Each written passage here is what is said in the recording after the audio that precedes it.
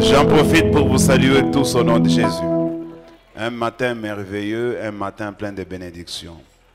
Si quelqu'un croit que ce matin est un matin de bénédiction pour lui, qu'il donne un bon amen plus que tout le monde. Oh, je crois qu'il s'agit de toi. Que Dieu te bénisse. Je vous salue au nom de Jésus. Je voudrais que tu salues aussi ton voisin. Tu peux lui faire ça, tu peux lui faire ça. Tu peux lui faire ça. Si c'est ta femme ou ton mari, tu le touches même dans le cou, tu le secoues. Parce que présentement, il n'y a que lui à qui on te permet de toucher sans geste barrière. Gloire au Seigneur. Que Dieu soit loué. Allons dans le livre de 1 Samuel chapitre 3. Nous lirons du 1er jusqu'au 12e verset au nom de Jésus. 1 Samuel chapitre 3. Du 1er au 12e verset. Tu donnes un bon amen. Ok, je peux commencer pendant que toi tu continues à chercher. Aujourd'hui, avec l'électronique, il suffit simplement d'aller là où il y a la Bible et tu mets un petit doigt là, ça s'ouvre et puis tu cherches les chapitres, les livres, tu cliques encore. C'est devenu très facile. Nous, quand on était en train de nous convertir à cette époque-là, vers les années 90, 1990, toi tu es né en 2000, je parle de 1900. Quand on était en 1900, tu as une Bible là, on te dit, allons dans les livres de Lévitique. Tu commences à chercher. Tu arrives à la fin, tu ne trouves pas Lévitique, tu regardes les prédicateurs. Ils parlent de quelle Bible? Gloire au Seigneur. La technologie a facilité les choses. Je lis la parole du Seigneur au nom de Jésus. Le jeune Samuel était au service de l'Éternel devant Élie. La parole de l'Éternel était rare en ce temps-là. Les visions n'étaient pas fréquentes. En ce temps-là, Élie, qui commençait à avoir les yeux troubles et ne pouvait plus voir, était couché à sa place. La lampe de Dieu n'était pas encore éteinte et Samuel était couché dans le temple de l'Éternel où était l'arche de Dieu. La lampe de Dieu, c'est ce que je venais de dire. Alors l'Éternel appela Samuel. Il répondit, me voici. Et il court vers Élie et dit, me voici car tu m'as appelé. Élie répondit, je n'ai point appelé. Retourne te coucher. Et il s'en alla se coucher. L'Éternel appela de nouveau Samuel. Et Samuel se leva, alla vers Élie et dit, me voici car tu m'as appelé. Il répondit, je n'ai point appelé mon fils. Je crois qu'il a dit, je n'ai point appelé mon fils, retourne te coucher. Samuel ne connaissait pas encore l'Éternel. Et la parole de l'Éternel ne lui avait pas encore été révélée. L'Éternel appela de nouveau Samuel pour la troisième fois. Et Samuel se leva, alla vers Élie et dit, me voici car tu m'as appelé. Élie comprit que c'était l'Éternel qui appelait l'enfant. Et il dit à Samuel, va, couche-toi. Et si l'on t'appelle, tu diras, parle Éternel, car ton serviteur écoute. Et Samuel alla se coucher à sa place. L'Éternel vint et se présenta, et il appela comme les autres fois, Éternel, car ton serviteur écoute. Non, parle Éternel, car ton serviteur écoute. Et Samuel alla se coucher. Non, qu'est-ce que je lis là? Et l'Éternel vient se présenter et il appela comme les autres fois, Samuel, Samuel. Et Samuel répondit, parle, car ton serviteur écoute. Alors l'Éternel dit à Samuel, voici, je vais faire en Israël une chose qui étourdira les oreilles de quiconque l'entendra. En ce jour, j'accomplirai sur Élie tout ce que j'ai prononcé contre sa maison. Je commencerai et j'achèverai. Quelqu'un me donne un bon amen. Bien-aimé dans le Seigneur, l'histoire est bien connue. Dans cette histoire, il y a beaucoup de parties de révélations. Mais aujourd'hui, je voudrais aborder un aspect que le Seigneur m'a donné. C'est quel aspect? Je commence d'abord par expliquer cela. Samuel était jeune, vous savez, Samuel est né de la dame qui était dans le temple, qui était mortifiée par sa rivale Pénina. Si vous avez la connexion spirituelle, vous comprendrez déjà que je suis en train de parler de Anne. Anne a cherché Dieu dans la prière. Bien-aimé, je vous donne un conseil d'ami. Cherchez Dieu. Quand vous en avez l'occasion, faites-le. Ça, c'est amical. Je ne vous oblige pas. C'est un conseil. Toi qui ne cherches pas Dieu, il arrivera un jour où tu le chercheras pendant qu'il ne se fait plus trouver. Alors, la Bible dit, cherchez-le pendant qu'il se laisse trouver. Parce qu'il y aura des moments où Dieu ne va plus se laisser trouver. Tu le chercheras. Tu feras tout ce qu'il faut. Tout ce que tu as appris. Tout ce qu'on te dira par les hommes de Dieu et consorts. Mais tu ne verras plus la main de Dieu. Cherchez Dieu pendant qu'il se trouve. Anne est allée dans le temple. Elle a prié. Il a prié. Au point que vous connaissez l'histoire. Le prophète Élie s'est approché d'elle pour dire, jusqu'à quand? Jusqu'à quand? Ne vas-tu pas passer ton ivresse? Et Anne répondra, je ne suis pas une femme perverse. Je ne suis pas une femme perverse. Comme ces femmes-là que tu connais. C'est de la douleur de mon cœur que mon âme est répandue devant l'Éternel. J'ai un problème. Sans pour autant que les deux discutent du problème. J'aime bien cette partie de la Bible. Les deux n'ont pas discuté du problème. Mais l'Éternel touche la bouche du prophète Élie. Il dit simplement cette phrase. L'année prochaine, à la même époque, que l'Éternel te donne ce que ton cœur désire. Quelqu'un me donne un bon amen. J'aime bien aussi cette parole-là. Et chaque fois que je l'ai prononcée, si je la prononce, saute dessus, accroche-toi, parce que ta bénédiction en dépend. L'année prochaine, à la même époque, tu ne viendras pas ici à l'église telle que tu es venu ce matin. Gloire au Seigneur. Alors le garçon va naître de sa maman après beaucoup d'années de stérilité. Et je dis toujours, et je le confirme, tous les enfants qui naissent après une période de stérilité sont des enfants qui ont une étoile extraordinaire. Le diable ne peut pas combattre quelqu'un qui n'a pas un avenir, quelqu'un qui ne l'inquiète pas. S'il a combattu les enfants qui viennent de ton sein, c'est qu'il sait que ces enfants-là vont le perturber dans tout son règne. Oh, gloire au Seigneur. Est-ce que je parle à quelqu'un?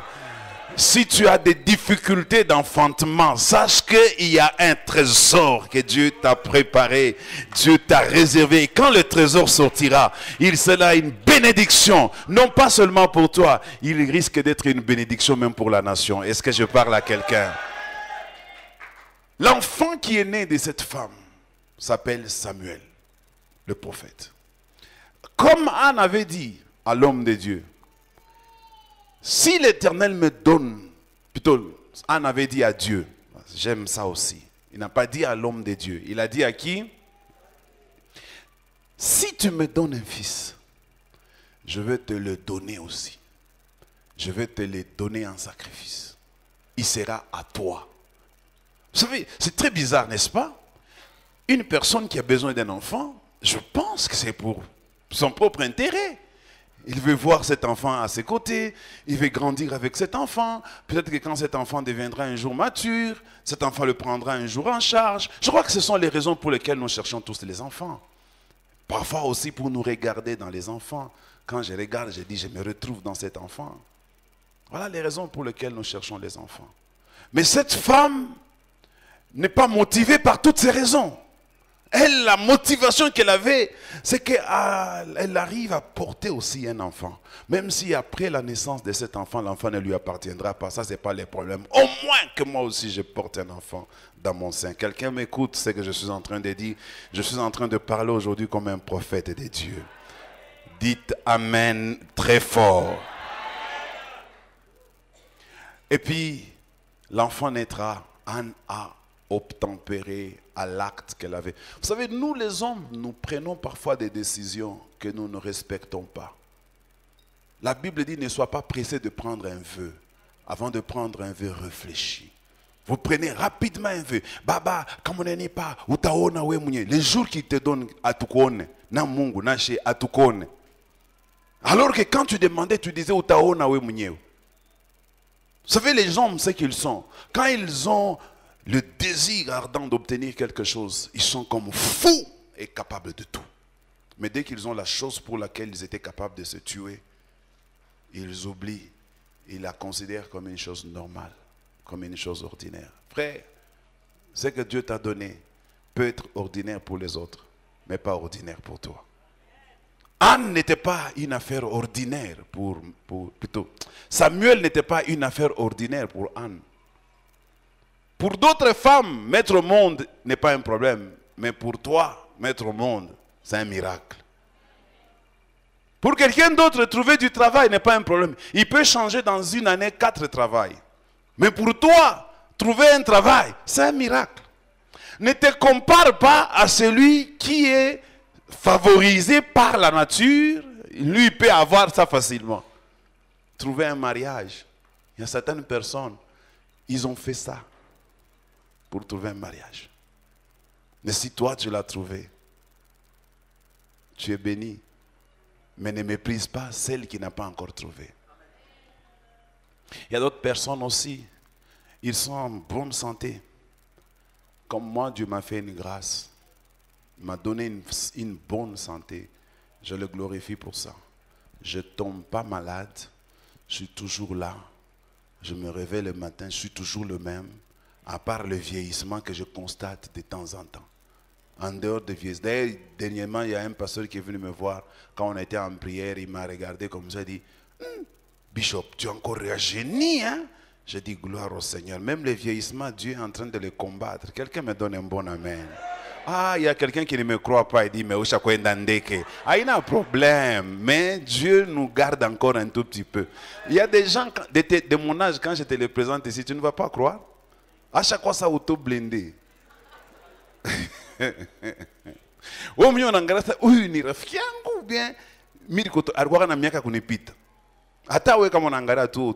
savez, quand vous êtes dans le Seigneur, Dieu vous rajeunit, il vous prend en charge. Même si vous mangez mal, il vous donne une santé rayonnante et les gens de votre génération vieilliront plus que vous et vous resterez toujours pimpant neuf. Dieu est un Dieu de restauration, de renouvellement. Il gardera votre corps du vieillissement. Croyez-moi au nom de Jésus-Christ. Et il fera en sorte que même si vous devez vieillir,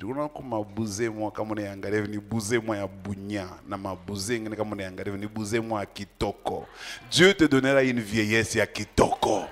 Unazeka batoto yako beko nashika fiera kukupresenter mubuze. Apana muze mwingine batoto banamona sa tukunje ikote. Ashipende bakuona sima njoko ulitokea. Dieu te bénira au nom de Jésus-Christ. L'enfant est né, la femme a respecté ce qu'elle avait dit à Dieu. Je respecte tout ce que je dis à Dieu dans ma vie.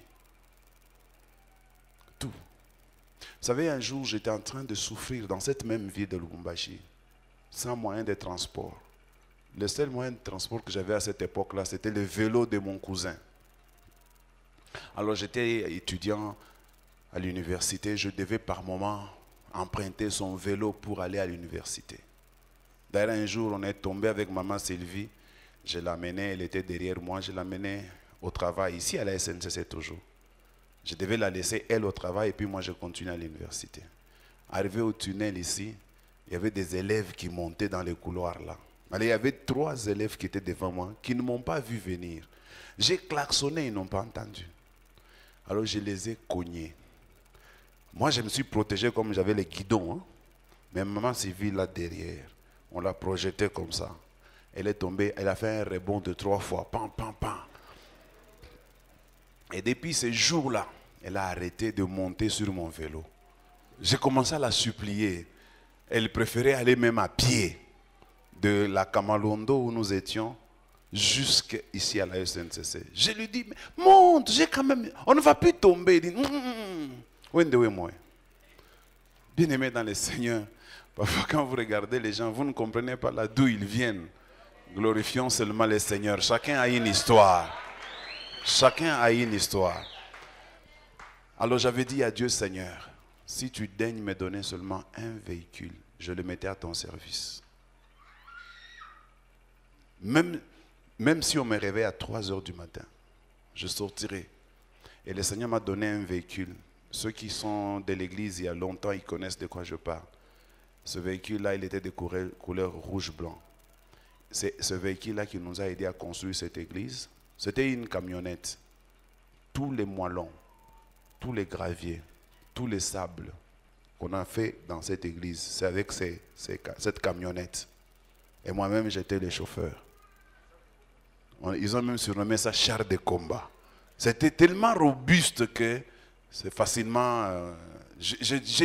même tous ceux qui se couchaient à l'église à cette époque-là, à la sortie, dans ma camionnette.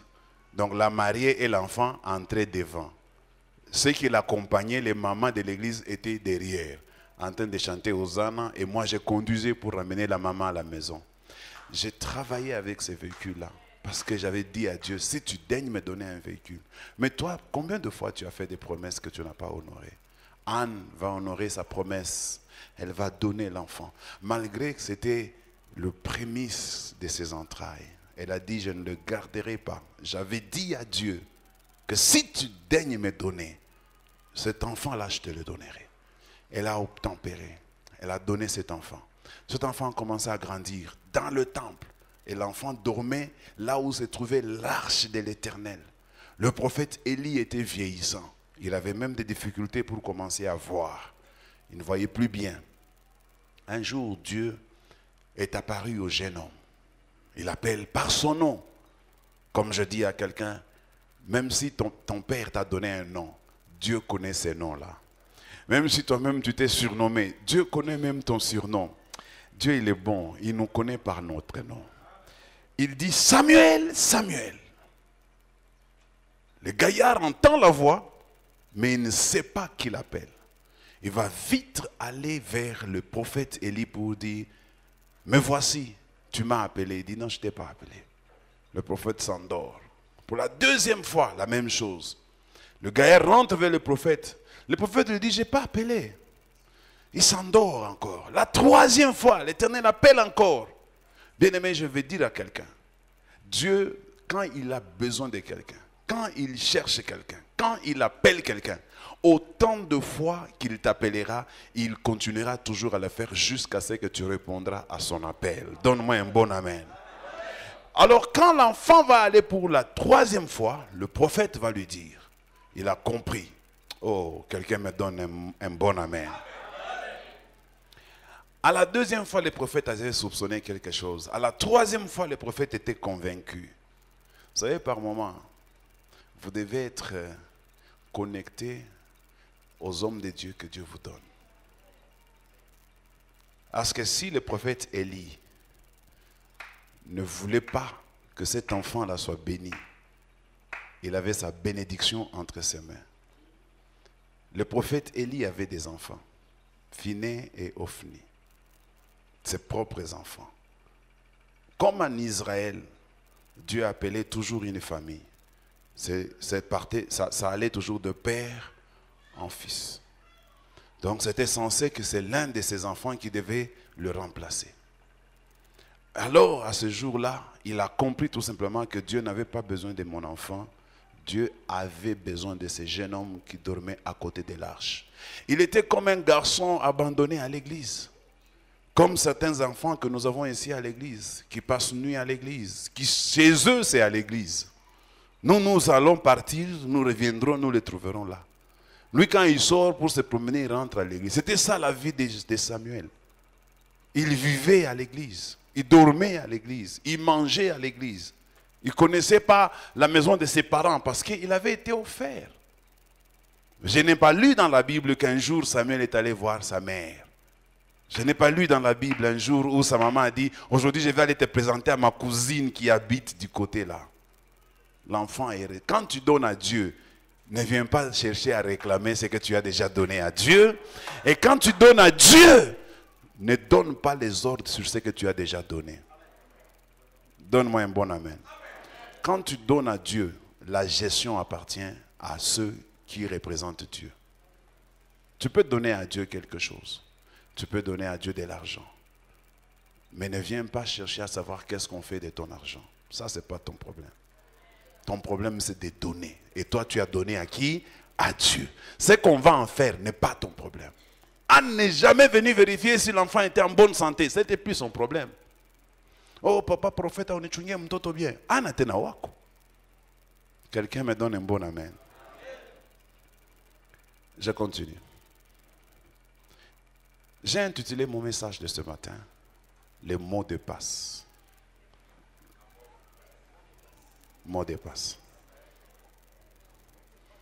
Mots de passe. Quelqu'un me donne un bon amen. Dans la vie, tu as besoin d'un mot de passe. Samuel n'avait pas le mot de passe pour communiquer avec Dieu.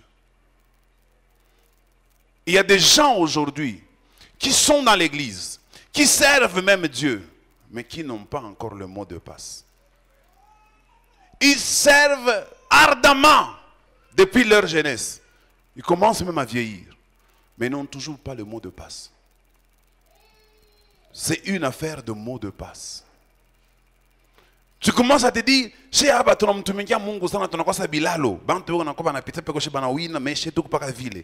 n'as pas le mot de passe.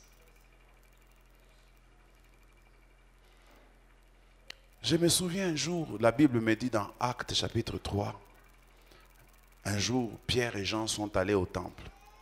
Quand ils sont arrivés au temple, il y avait un boiteux de naissance, je crois. Cet homme-là, on le prenait, on le déposait au temple pour qu'il demande de l'aumône. Et ce jour-là, il a rencontré Pierre et Jean. Pierre prendra la parole au nom du groupe. Il dit, je n'ai ni or, ni argent. Mais ce que j'ai, je te le donne.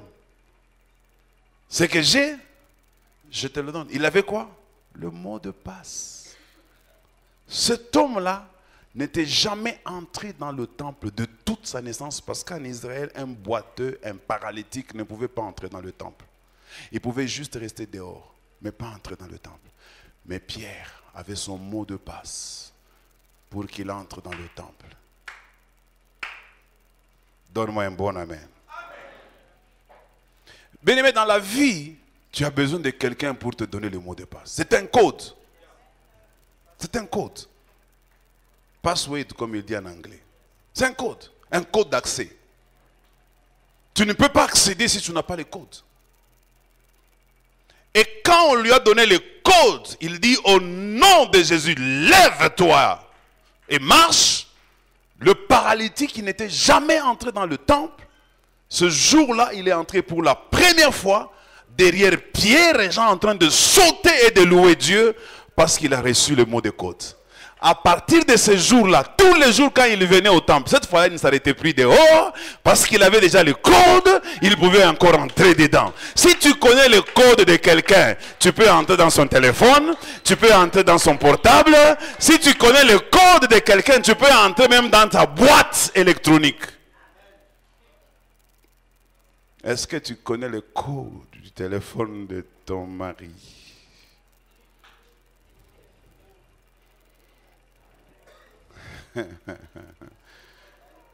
Il y a un problème parce qu'il y a des choses que ton mari ne veut pas que tu connaisses. Parce qu'il ne veut pas que tu connaisses. Donne-moi un bon amen. Le jeune Samuel n'avait pas le code pour communiquer avec Dieu. Élie va lui dire, voici le code. Tu es venu une fois, tu es rentré. 2 fois, tu es rentré. 3 fois, tu es rentré. Maintenant, je te donne le code. Si tu entends encore cette voix-là, dis seulement, me voici éternel, parle, j'écoute. Le gars a pensé que c'était seulement ça, seulement ça. Le code peut paraître bizarre, mais c'est le code. Vous savez comment tu as dit que le code est 1. 1. Moi, il dit tout bonjour. Chacun a son code. C'est celui qui a le code qui connaît les secrets. Il dit quand il vient, dis seulement, me voici, Éternel, parle. J'écoute. Ton serviteur écoute. Voilà le code. Et plusieurs fois quand Dieu est revenu encore vers Samuel, il n'est pas retourné vers Élie pour demander le nouveau code, parce que le code était le même. Quand tu as le code, tu n'as pas besoin de rentrer encore pour aller chercher un autre code. Mon premier point, je l'ai intitulé. Le code de ta vie, ce n'est pas Dieu qui te le donnera. C'est un homme. Donne-moi un bon amen. Sauf au 5e niveau. Tu peux mettre ça entre parenthèses. Je répète cette phrase. Ton code, ce n'est pas Dieu qui te le donnera. C'est un homme. Sauf au premier niveau, au 5e niveau. Regardez ici, Samuel, qui lui donne le code, c'est un homme.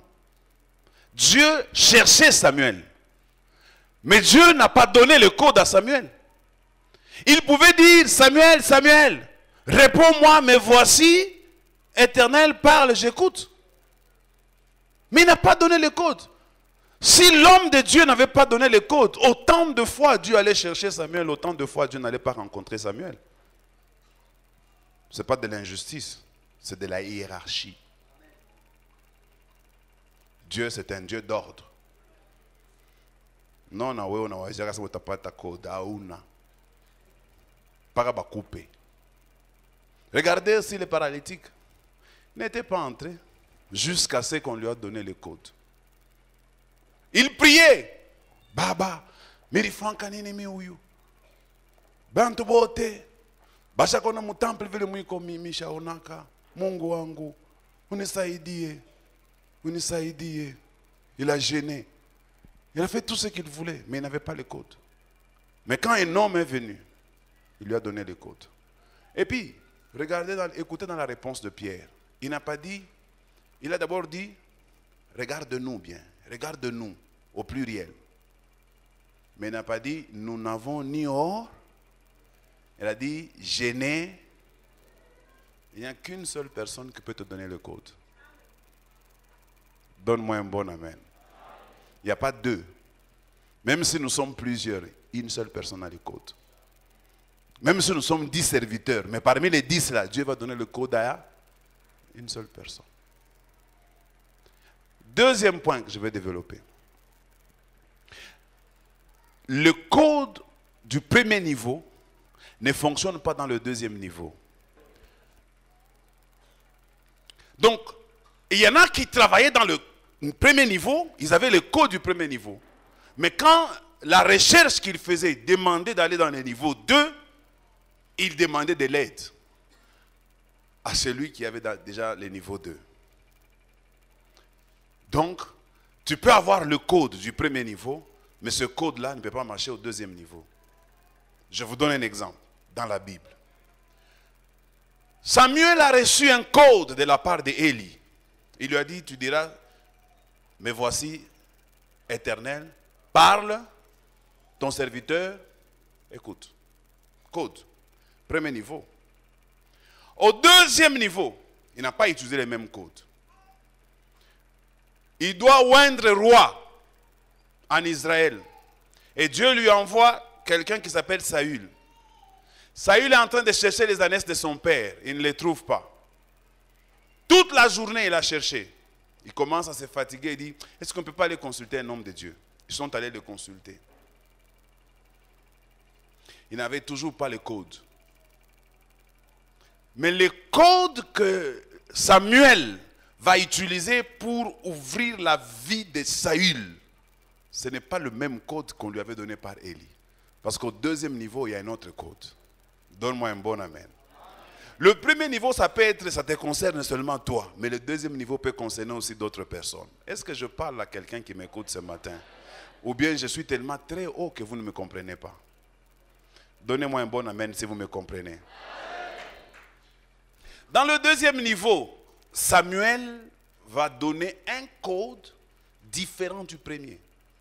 Il dit au roi Saül, avant qu'il ne soit roi. Il dit, quand tu sortiras d'ici, tu rencontreras 3 personnes qui portent 3 chevreaux, 2 pains et 1 cruche de vin. Après, ils vont te donner un pain. Tu vas continuer ton chemin.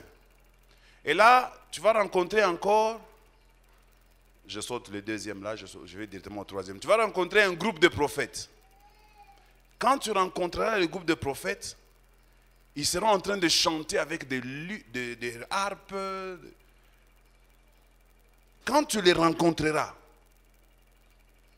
l'Esprit de l'Éternel te saisira et te changera en un autre homme. Et tu prophétiseras comme eux. Là n'est pas mon problème. Il lui dit, lorsque tous ces signes auront pour toi leur accomplissement, lorsque tous ces signes auront pour toi leur accomplissement, tout ce que tu trouveras à faire, fais-le, car l'Éternel est avec toi. Il va lui donner un code. C'est ce code-là qui va faire de lui le premier roi d'Israël. Donne-moi un bon amen. Troisième point. C'est le supérieur qui donne le code à l'inférieur.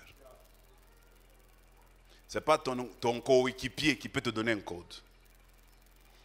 Ton coéquipier peut avoir le code de son niveau. Mais pour accéder au code supérieur, il faut que celui qui soit déjà là dans les niveaux supérieurs te donne le code. Alléluia. Le mot de passe, nous en avons besoin dans l'église. Je vais vite finir avec les niveaux et puis je vais prêcher. Donne-moi un bon amen. Au troisième niveau, disais-je, c'est ton supérieur qui te donnera le mot de passe. Comme vous êtes au Prestime ici, c'est le président Roby qui peut te donner le mot de passe. Parce qu'il est ton supérieur. Tu peux être là, tu sais chanter. Mais si Roby ne te dit pas prends le micro, tu ne chanteras pas. Jusqu'à ce qu'il te donnera le mot de passe. Tu prends le micro et tu es parti. C'est ton supérieur qui te donnera le mot de passe. Alléluia. 4e niveau. Dans le 4e niveau, le mot de passe se trouve entre tes mains. Dans le 4e niveau, le mot de passe se trouve entre tes mains. Là, je vais prendre 2 cas qui se ressemblent beaucoup dans la Bible.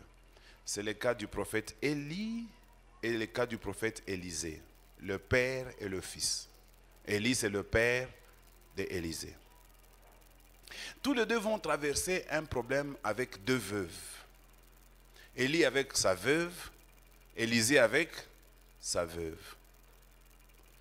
Pour le premier cas de Élie, il quitte les torrents, là où Dieu l'avait placé, pour aller chez une veuve que Dieu lui a indiqué, qui devait le nourrir pendant la période de sécheresse. Et quand il arrive chez la veuve, il demande de l'eau à boire. La veuve est allée prendre de l'eau à boire. Le temps qu'elle arrive, il demande encore s'il pouvait avoir un morceau de pain pour manger parce qu'il avait faim. La veuve lui dit, je suis venu pour ramasser quelques bois afin d'aller faire un gâteau parce que je n'ai qu'une poignée de farine et un peu d'huile pour préparer mon gâteau pour moi et pour mon fils. Et quand nous aurons mangé, après quoi, nous mourrons. Il lui donne un code qui va faire taire la crise dans sa maison. Il dit, donne-moi d'abord. Ainsi parle l'Éternel, si tu me donnes moi, la farine ne se terminera pas dans ta maison et l'huile ne cessera pas. La même chose va se passer avec Élisée. Lui aussi va rencontrer une veuve qui est venue le voir pour dire, Mon mari, ton serviteur, il servait Dieu dans la crainte. Mais il est mort, il m'a laissé beaucoup de dettes. Les créanciers sont venus pour chercher à m'arracher les enfants afin qu'ils en fassent de ses esclaves. Toi-même, tu sais comment il a servi Dieu. Il lui dit, qu'est-ce que tu as à la maison? Qu'est-ce que tu as à la maison? Ces deux parties de la Bible sont vraies. Même si vous ne le croyez pas, il y a des codes que vous-même vous possédez. Tu peux avoir monté à des montagnes. Tu peux avoir été dans des églises, on a prié pour toi. Tu peux même changer des églises si tu le veux. Tu peux même lire la Bible dans l'entièreté. Tu peux aller faire la théologie. Tu peux faire tout ce que tu veux. Mais il y a certains codes qui se trouvent avec toi. Ça ne se trouve pas à la montagne. Ça ne se trouve pas là où tu vas. Toi-même, tu as les codes. Il y a des gens mal intentionnés qui ont exploité mal ce passage. Il arrive dans la maison des gens et dit, ma soeur, Dieu me dit, donne-moi cette télévision et Dieu va ouvrir. Et la personne a donné, rien ne s'est passé. Parce que là, c'est de l'escroquerie. Moi, je dis ceci. Quand vous recevez un homme qui vous dit ce que vous devez donner à Dieu, pour que Dieu ouvre votre vie, ne donnez rien. Donnez-moi un bon amen. Je vous le dis au nom de Dieu. Ne donnez rien. Le code dont je parle, moi, ça doit venir de vous-même. De vous-même. Vous devez le sentir.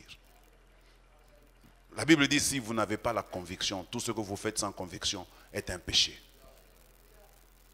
Vous devez en être convaincu vous-même. Dieu vous touche, vous dites, Seigneur, je donne. Il y a des gens, leur vie s'est ouverte quand il a donné.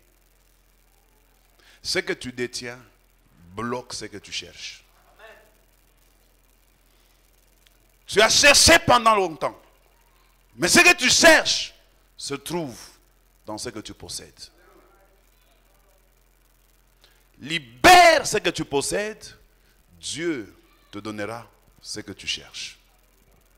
Et que Dieu te parle pendant que je parle du haut de la chair.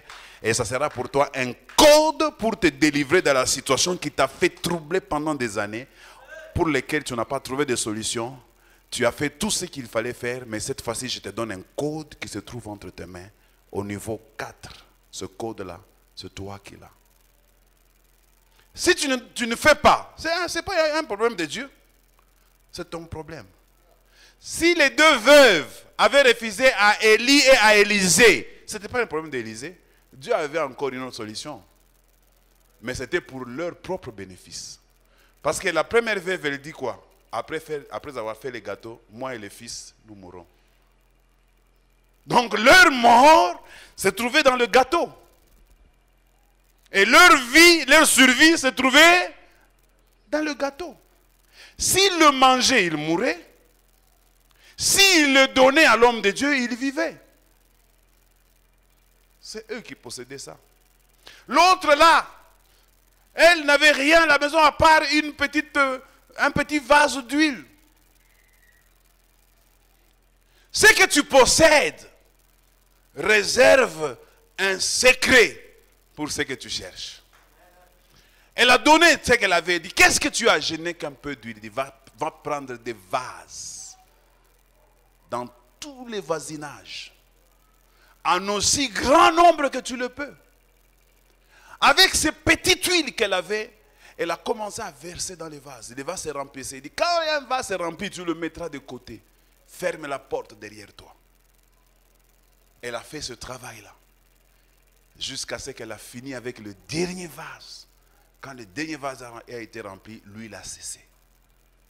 Elle est allée voir l'homme de Dieu pour raconter le miracle qui venait de lui arriver. L'homme de Dieu lui dit, vends cette huile, paye le créancier, vis de ce qui te restera.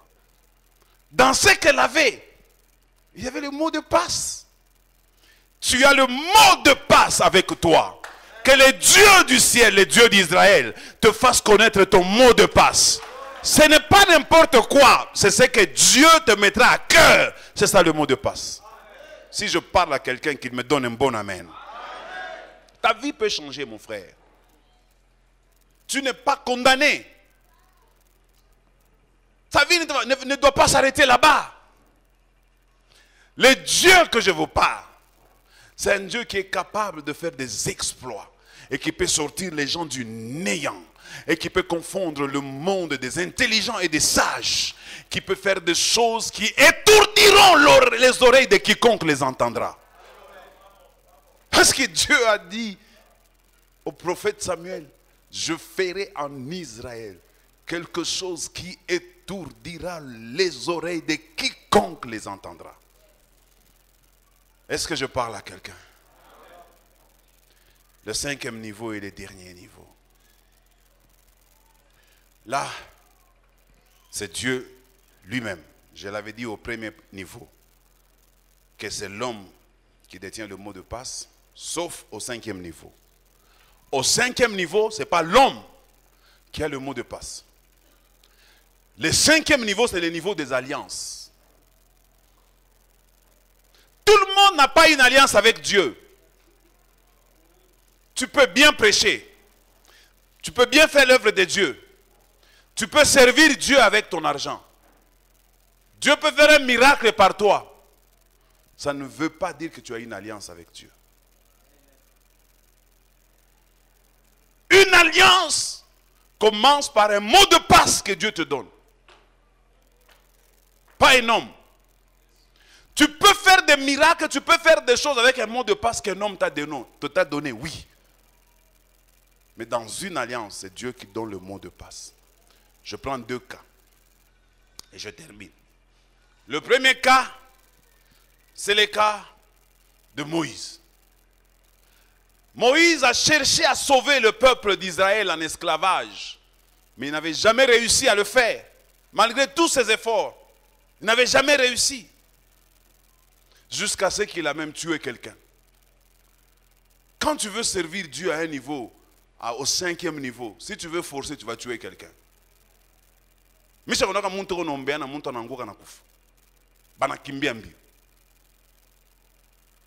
Mais mimi kombiaka bantu mumisa atanguka ata ima bordure bantu shikipikaka bichwa huko mimi bamba mimi kisumina uwa muntu kisha nalamuka yuko mshima mimi namuita kesho ku telefone uko bien asa non papa niko bien mais namona kabongo chikalilia au premier fois avec le monde tu payer moi ngosha kabongo chikalie ville. Ça c'est le secret de l'alliance. Dieu apparaîtra à Moïse dans le buisson ardent. Moïse a vu un buisson qui s'est consumé, un buisson qui brûlait, et il s'est avancé. Dieu lui dit, ne t'avance pas. Le sol sur lequel tu te trouves est une terre sainte. Enlève tes sandales. Il cherchait à regarder dans le buisson quel est le spectacle. Le buisson était tout en feu, mais le buisson ne se consumait pas. Mais comment je peux expliquer ça? Et puis il entend une voix qui lui dit, Moïse, Moïse. Dieu appelle une fois, nous entendons. Vous avez oublié cette prédication. Dieu parle une fois, nous entendons. Parce que la voix de Dieu a un écho. Avez-vous déjà été dans une salle où il y a un écho? Quand vous dites « Oh », c'est comme si vous avez dit ça 2 fois. « Oh, oh, oh, oh ». Élisée, Élisée. Samuel, Samuel. Moïse, Moïse. Gloire au Seigneur. Dieu appelle Moïse, Moïse, Moïse. Moïse, maintenant, il entend qu'il y a quelqu'un qui me parle. Ils ont eu une conversation au sujet de la délivrance des enfants d'Israël. Je suis descendu pour les délivrer. À la fin, Moïse pose la question et dit, mais quand j'irai là-bas, s'il me pose la question, qui m'a envoyé? Qu'est-ce que je leur dirai? Dieu dit, je vais te donner le code. Tu leur diras, c'est lui qui m'a envoyé. Il s'appelle Je suis. C'est fini. Quand Moïse a eu le code, il n'a pas eu peur. Il est parti. Et quand il est arrivé, là où on l'avait refusé autrefois par les Juifs, là où on l'avait chassé pour dire, tu veux me tuer comme tu as tué l'Égyptien. Cette fois-ci, il a le code. Quand il arrive là-bas, il devient le leader charismatique. Bien aimé, les gens peuvent te refuser parce que tu n'as pas le code. Si Dieu te donne le code qui vient de la bouche de Dieu, c'est un code d'alliance, c'est un code de multitude, c'est un code qui amène des gens derrière toi. Il y a des codes où tu agis, mais il y a aussi des codes où tu entraînes les gens. Moïse est devenu un grand leader. C'est le premier grand leader de la Bible. Hein? C'est Moïse. Dans la Bible, avant Moïse, il n'y a pas eu quelqu'un qui a dirigé beaucoup de gens comme ça. Il n'y en a pas eu. Le tout premier grand leader, Moïse. Deuxième exemple. Vous prenez Abraham. Pourquoi on l'appelle notre père de la foi? Parce que Dieu a commencé avec lui. J'ouvre une parenthèse. Je vous conseille, mes amis. Je suis en train de servir Dieu, ça fait bientôt 30 ans, je crois 25 ans pour le moment. Si je dois énumérer, j'ai fait cet exercice hier pour savoir combien de fois Dieu m'a déjà parlé. Vous imaginez, ça peut être combien? Imagine, propose, 10 fois. Il a dit vrai, dans les 10 fois. Pendant plus de 25 ans, Dieu ne m'a parlé pas plus de 10 fois. Mais je m'étonne des gens. Boussouboui, Dieu lui parle 10 fois. Mangarib, Dieu ajoute 20 fois. Dans son sommeil, Dieu fait 15 fois. Bon, ok, il n'y a pas de problème. Mais après, tu demandes qu'on te paye les transports. Dieu t'a parlé. Acha makelele dit. Acha makelele. Huyu Mungu, hapana Mungu. Peut-être ni malaika reconnaît. Mungu wa kumbingu. Anafungula kinywa. Ana kasuku. Mungu ana kasuku. Quand il parle, sa voix résonne dans le monde. Jusqu'aux extrémités de la terre. Les démons reculent. Les sorciers lâchent prise. Le diable se cache. Parce que la voix de Dieu est comme des tonnerres. Quand il parle à quelqu'un, la Bible dit, quand il approuve les voix d'un homme, il dispose favorablement à son égard même ses ennemis. C'est que même les ennemis là qui te combattaient, dès qu'ils entendent Dieu parler, ils se rangent derrière cette parole pour servir le roi de gloire, le Seigneur des seigneurs. Celui qui ne dit pas un mot, qui revient sur le mot qu'il a déjà dit. Il parle une fois, le ciel se tait, la terre tremble, les démons se cachent. Et les sorciers lâchent prise. S'il y a quelqu'un qui joue avec ta vie, Dieu n'a pas encore parlé, mon frère. Quand il parle seulement, je vous avais dit un jour que Dieu ne se lève pas comme ça, ngoulou, ngoulou, il se tient debout. Pour faire quoi? Il est assis sur son trône.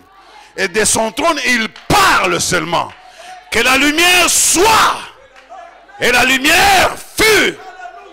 Que la terre produise. Et la terre a produit.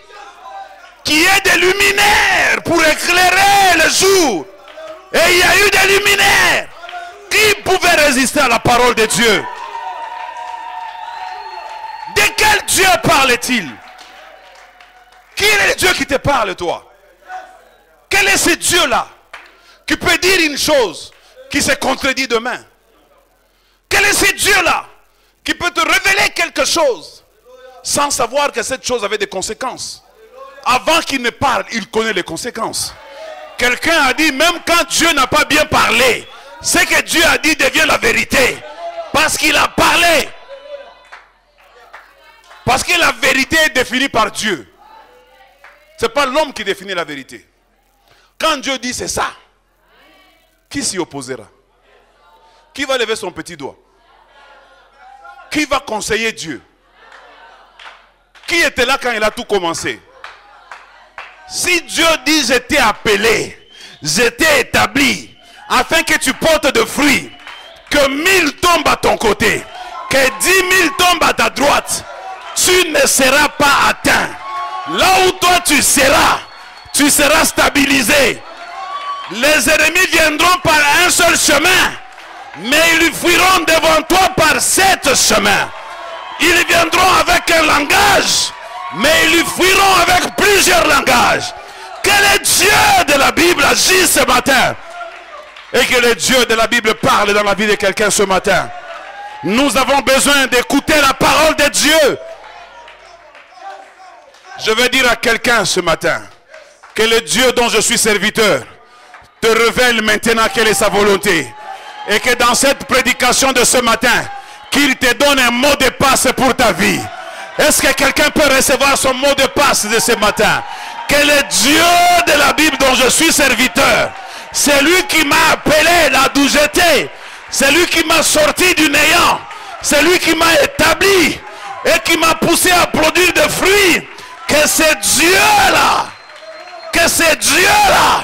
te donne le mot de passe. Qui te donne le mot de passe. Tu ne recevras pas le mot de passe des hommes. Parce que le mot de passe des hommes va te limiter. Mais tu auras le mot de passe de Dieu. Et quand tu as le mot de passe de Dieu, tu deviens un leader.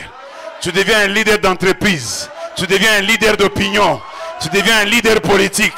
Je veux que Dieu te donne le mot de passe. Le mot de passe qui te permettra de trouver du chemin là où il n'y a pas de chemin.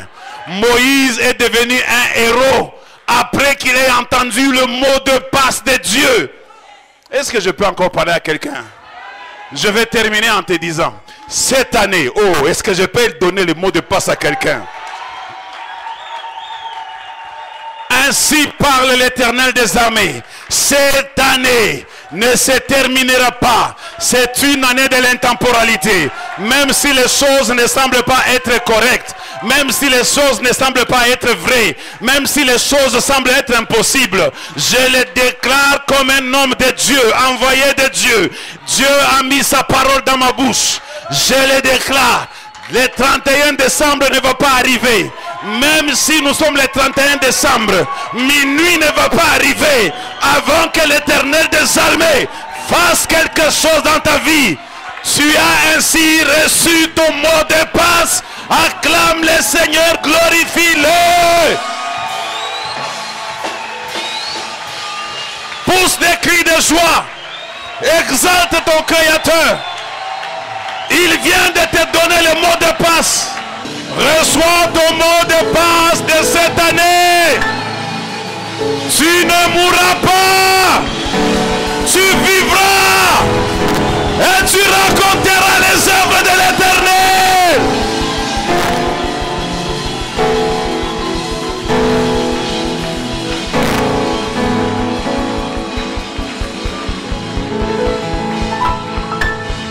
Lève tes deux mains. Je clôture. Que la gloire de Dieu repose sur toi. Que l'amour de Dieu se manifeste dans ta vie. Que Dieu te prenne en charge.